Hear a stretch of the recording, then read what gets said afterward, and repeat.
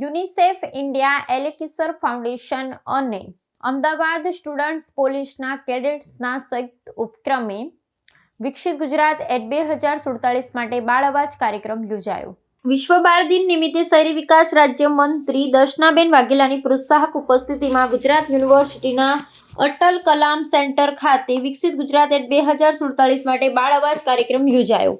આ પ્રસંગે શહેરી વિકાસ રાજ્યમંત્રીએ કહ્યું કે બાળકોમાં આજે રોપેલા સંસ્કારોનું બીજ આવતીકાલે વટવૃક્ષ બની વિકસિત રાષ્ટ્રનું નિર્માણ કરશે।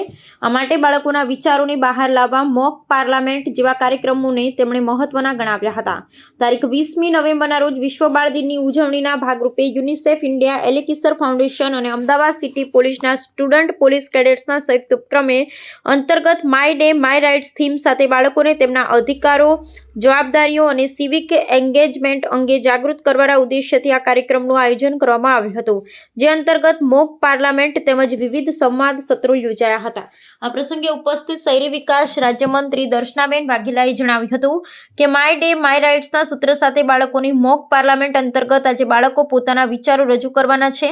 કોઈપણ શહેર કે રાજ્ય માત્ર ઇન્ફ્રાસ્ટ્રક્ચર સુવિધાઓથી ઊભું થતું નથી, નાગરિકો અને બાળકોની લાગણીઓ સમજવી જરૂરી છે।